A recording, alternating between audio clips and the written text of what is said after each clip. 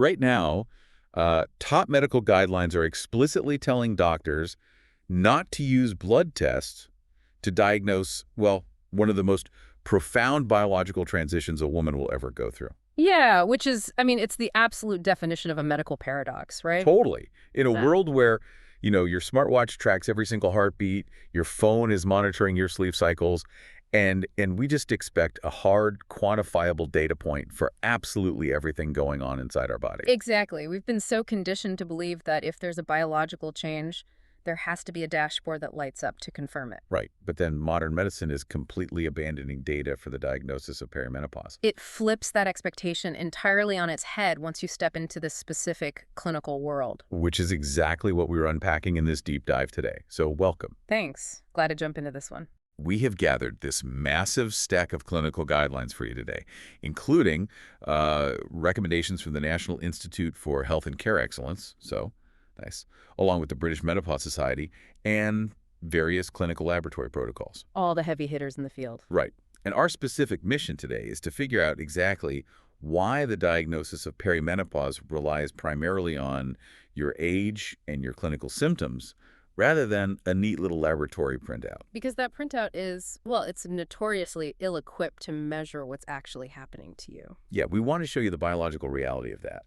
To understand why a lab test fails so spectacularly here, we first have to, I guess, address a massive cultural misconception about the internal chemistry of menopause. We really do. Let's orient ourselves with the strict definitions first, just to make sure we're all on the same page. Okay, lay it out for us. So, menopause is officially defined by the medical community as the exact point when a woman has gone 12 consecutive months without a menstrual period. Wait, 12 months, so it's an entirely retrospective diagnosis. Precisely. You only know you hit the milestone a full year after the fact. That's wild. Yeah. You don't know you're there until you've already been there for a year. Right. But then you have perimenopause, which is the transition period leading up to that final period. And the popular myth here is that during this transition, a woman's estrogen levels just undergo this, slow, gentle, steady fade out. Like slowly turning down a dimmer switch on a light until the room finally goes dark. Exactly. A graceful, linear decline into the sunset. But looking at the endocrinology sources we have, that dimmer switch analogy is entirely wrong. It's completely wrong. The internal environment isn't fading at all. It is chaotic. Absolute physiological chaos. Yeah. What's actually happening fundamentally comes down to your ovarian reserve, basically, the number of viable follicles left in the ovaries. Okay. As you age and those follicles naturally deplete, a very specific hormone called inhibin starts to drop. Let me make sure I'm tracking this. So as the ovarian reserve drops, inhibin drops along with it. And normally, inhibin acts like a brake pedal. Yes, exactly like a brake pedal to keep the brain's pituitary gland in check. So the brake comes off. The brake comes completely off.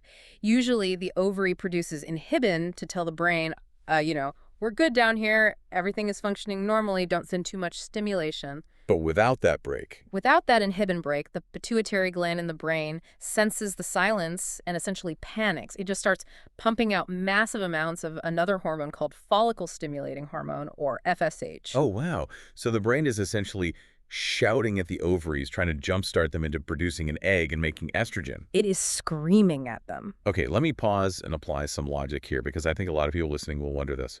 If the brain is suddenly pumping out all this FSH to jumpstart the ovaries, and FSH levels are rising drastically, Right. I see where you're going. wouldn't a high FSH level be the perfect smoking gun? I mean, why isn't a spike in FSH the exact thing doctors test for to definitively say, yes, you're in perimenopause? And that is the exact logical trap that both patients and, frankly, a lot of doctors fall into. Because it makes perfect sense on paper. Right. It seems so obvious. But here is the critical physiological mechanism our sources highlight. Because your ovaries are running low on follicles, their response to all that FSH shouting from the brain is completely unpredictable. Huh. Unpredictable how? Well, the remaining follicles in later years are often a lot less sensitive. They require a lot more shouting, much higher levels of FSH, just to wake up. So the brain is screaming with FSH, and sometimes the stubborn ovaries just ignore it. Exactly. And that would give you high FSH and low estrogen. But that's not the whole story, is it? No, because here is where the real chaos happens. When those stubborn follicles finally do wake up in response to that massive, screaming dose of FSH, they don't just produce a normal amount of estrogen. Oh boy. Yeah, the high FSH often recruits multiple follicles to mature all at once instead of the usual single follicle. So they go into absolute overdrive, resulting in a massive, chaotic estrogen dump into the bloodstream. Wait, really? So suddenly your estrogen levels skyrocket. Skyrocket to levels far higher than you probably ever experienced in your 20s. Oh, wow. So you aren't just dealing with low estrogen, you're dealing with wild, uncoordinated surges of it. Exactly. Which brings to mind an analogy I was thinking of while reading these sources. Hmm. Getting a single hormone blood test during perimenopause. It's basically like trying to map out the entire layout of a massive, twisting roller coaster, but all you have is a single photograph. That's a great way to put it. Yeah, a single photo taken of one cart at one specific millisecond in time. You can't guess the whole track from that. It captures the clinical dilemma perfectly. Your FSH and estrogen levels might be completely normal on a Tuesday, Right? and then sky high on a Thursday, and then rock bottom the next week. The month-to-month and day-to-day volatility is just extreme.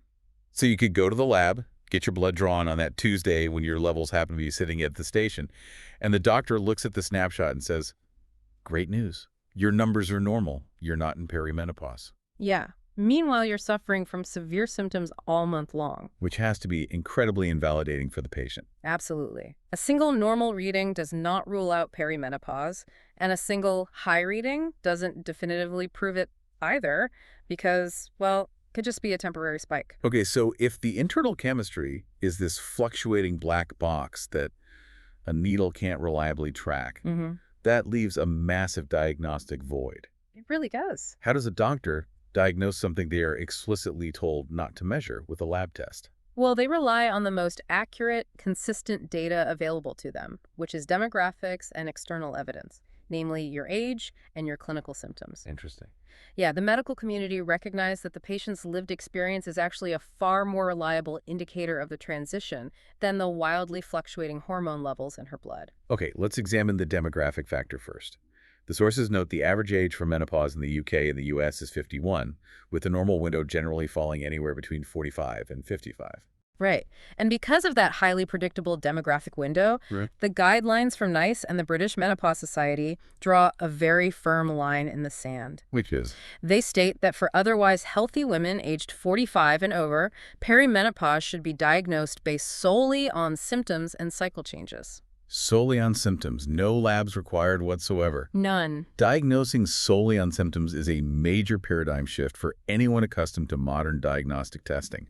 And I have to say, the symptom profile we are looking at is vastly more complex than the cultural cliches of just, feeling a bit warm. Oh, absolutely. The list in the guidelines is incredibly diverse and systemic. Yeah, why so systemic? They're systemic because we have estrogen receptors located almost everywhere in the human body. Oh, really? Everywhere, yes. So when estrogen wildly fluctuates and eventually drops, it impacts multiple systems. You have the classic vasomotor symptoms like hot flushes and night sweats. Right, the ones everyone talks about. Exactly. Physiologically, that is your brain's temperature regulation center. The hypothalamus getting confused by the erratic estrogen levels and triggering a cool down response when you aren't actually overheating. That sounds miserable. Yeah. But the sources also detail these profound cognitive and psychological symptoms. Oh, definitely. We're talking about severe brain fog, anxiety that seemingly comes out of nowhere, low mood, and irritability, plus a whole host of physical symptoms. I was genuinely surprised to read how prominent joint and muscle pain is as an indicator. It's huge. Add in sleep disturbances, heart palpitations, and urogenital symptoms like vaginal dryness and frequent urinary tract infections. It's a lot to deal with. So how do doctors make sense of all this without a lab test? To help organize this massive array of systemic signals, clinicians rely on tools like the Green Menopause Scale. Okay, the green scale. Yeah, it groups these 21 different symptoms into 3 distinct clusters. You've got psychological factors like depression and anxiety, physical factors like headaches, dizziness, and joint pain, and the vasomotor factors. But importantly, the sources clarified that the green scale isn't a pass or fail diagnostic test. No, not at all. It doesn't spit out a binary, yes you have it or no you don't. result. Right. It is a tool to assess severity and daily impact. It gives you and your clinician a structured vocabulary to discuss exactly how your quality of life is being affected. Got it. And this really brings us to the profound clinical pragmatism of symptom-based diagnosis. Think about the ultimate goal of the doctor in that room. To make you feel better. Exactly. If a 48-year-old woman is sitting in a clinic experiencing daily hot flushes, debilitating brain fog, and erratic periods, the primary treatment goal is to manage those symptoms and restore her quality of life. I see where this is going. A lab test confirming her FSH is slightly elevated isn't going to change the fact that she needs relief today. Exactly. Yeah. Ordering a hormone panel won't change the treatment plan one bit. But it will cost money. It will cost the healthcare system money, it will require a follow-up appointment, and most crucially, it will delay the patient from getting the hormone replacement therapy or symptom relief she desperately needs right now. It's basically like driving a car where the engine is violently sputtering, shaking, and smoking from the hood. Yeah. You don't need to hook it up to a complex diagnostic computer to mathematically confirm there's an engine problem before pulling over and dealing with it.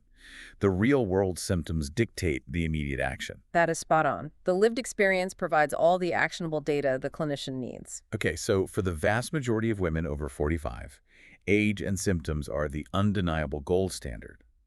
But there must be edge cases where a needle is actually useful. I mean, medical guidelines rarely deal in absolutes. Right, there are exceptions.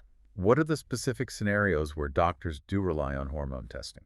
There are three main exceptions where lab testing becomes absolutely crucial. The first, and really the most significant, is age. If you are under 45, the diagnostic pathway changes entirely. Ah, okay.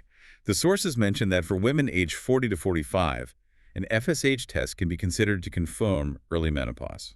Statistically, going through the menopausal transition in your early 40s is less common, so clinicians want a bit more diagnostic certainty to ensure they aren't missing another underlying cause for the missed periods. Make sure it's actually menopause. Right. And if a woman is under 40 and experiencing menopausal symptoms and a lack of menstruation, the guidelines make lab testing mandatory. In that scenario, doctors are investigating premature ovarian insufficiency, or POI. And for a diagnosis of POI, they don't just rely on that one snapshot photograph, do they? They need more data. They need a lot more data. They require 2 elevated FSH blood tests taken 4 to 6 weeks apart. They need to see a sustained, verifiable pattern of ovarian failure, not just a random Tuesday spike. Because the stakes are higher. Much higher. Diagnosing POI is absolutely critical because it carries severe long-term health implications.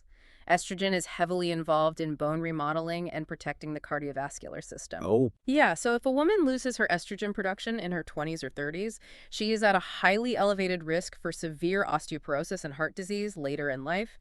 She needs hormone therapy not just for symptom relief, but for long-term physiological protection. Okay, so age is the first major exception. The second exception detailed in the sources involves what I like to call hidden cycles. Yes, this is a tricky one. Because a massive part of the diagnostic criteria involves tracking changes in the menstrual cycle, like skipped months or heavier bleeding. But what happens if the clinician can't see the cycle? This happens frequently, actually. Consider a woman who has had a hysterectomy where she kept her ovaries but no longer has a uterus, or someone who had an endometrial ablation. Or what about an IUD? Exactly. If she uses a hormonal IUD, like the Mirena coil, which thins the uterine lining and often stops bleeding entirely, in those cases, you and your doctor lose the bleeding pattern as a diagnostic guide. Right, the data point is just gone. So testing an FSH level can provide a piece of the puzzle to help contextualize whether her new onset of mood changes or joint pain is actually driven by her ovaries shutting down. Which perfectly transitions into the third exception, the lookalikes. Because the symptoms of perimenopause are so incredibly diverse and systemic, they can perfectly mimic other serious medical conditions. This is where we see the clinical due diligence. The sources mention a perimenopause exclusion test panel. Right. What are they looking for there? The biggest lookalike is thyroid disease. The thyroid gland is essentially the master regulator of your body's metabolism. If you develop hyperthyroidism and overactive thyroid, your metabolism speeds up, which perfectly mimics menopausal hot flushes, heart palpitations, and severe anxiety. Oh, wow. And if it's hypothyroidism and underactive thyroid? Then your metabolism slows down, perfectly mimicking menopausal fatigue, severe brain fog, low mood, and unexplained weight gain. It's basically a mirror image of the symptoms. Exactly. Because the cellular mechanisms overlap so heavily with estrogen withdrawal, doctors will run a TSH or thyroid stimulating hormone test. So they aren't testing to prove she is in menopause. No, they are testing to prove she doesn't have a thyroid condition that requires an entirely different medical intervention. They will also check iron levels to rule out anemia or an HbA1c test to check for diabetes risks. That makes total sense. Now, let me throw a wrench into this because this came up in the sources. Hmm. What about a 48-year-old woman who has been on the birth control pill for years to manage heavy bleeding? Okay. She wants to know if she has reached menopause so she can safely stop taking the pill. Can she just get a quick blood test? If we look closely at the pharmacological guidelines, a blood test in this scenario is entirely useless. Really? Entirely useless. Yes. Combined hormonal contraceptives, so the standard pill, the patch, the ring work, by introducing synthetic estrogen and progestin into the body. These synthetic hormones trick the brain into thinking the ovaries are working perfectly and the system is fully stocked. Oh, I see. So the brain thinks everything is fine, and it completely stops sending that FSH shout. Exactly. The synthetic hormones suppress the body's natural FSH production. If you draw blood while a woman is on the pill, the FSH result will be artificially low. It's just reflecting the medication. Right. It only measures the suppressing effect of the medication, not the actual state of the underlying ovarian reserve. To get a true baseline read, a woman would have to stop the pill for at least 6 weeks, endure the return of whatever heavy bleeding or symptoms she was avoiding, just to take a blood test that might catch a random spike anyway. That sounds like a terrible trade-off. It is. So if the internal chemistry is this chaotic, and doctors are specifically told not to test for it unless there's a specific exception, Yeah. it creates a massive diagnostic vacuum for patients who just want clear answers. And as we know, the free market absolutely abhors a vacuum. Yes, it does. Let's look at the explosion of the direct-to-consumer menopause testing industry. It is a booming, highly lucrative market. You can walk into any local pharmacy or scroll online and find an endless flood of products promising to give women the data their doctors won't. The sources outlined a few different types of these tests. There are at-home urine tests, which look exactly like pregnancy tests, but instead of checking for HCG, they check to see if your FSH is above a certain threshold. Right. And then you have the more expensive mail-in blood kits where you prick your finger and they measure FSH, estradiol, and a hormone called AMH. Anti-Mullerian hormone, yes. Given the absolute clinical consensus we've just discussed, what is the medical stance on these commercial kits? I see AMH marketed everywhere as the ultimate menopause predictor. The consensus from major medical bodies like the Royal College of Obstetricians and Gynecologists is a stark warning. They explicitly advise against using over-the-counter kits or AMH testing to diagnose perimenopause. Let's unpack the AMH mechanism because understanding why it fails as a predictor is really fascinating. How does AMH actually work? So AMH is a hormone secreted by the granulosa cells of small, growing follicles in the ovaries. Basically, if you have a massive vault of remaining eggs, you have lots of growing follicles, and your AMH levels are high. Okay. As you age and the vault empties, your AMH levels drop. That sounds incredibly useful. If it measures the size of the vault, why can't it tell you when you'll hit menopause? Because measuring the size of the reserve is completely different from predicting the timeline of its depletion. Ah. AMH is an incredible tool for in vitro fertilization, or IVF. If a fertility doctor needs to know if a 35-year-old patient has enough follicles to respond to stimulation drugs to retrieve eggs, AMH gives them that data. But for menopause. But for a 48-year-old wondering when her symptoms will start or when her periods will finally start forever, AMH is useless. It might confirm her reserve is low, which is biologically expected for her age anyway, but it cannot act as a crystal ball for her final period.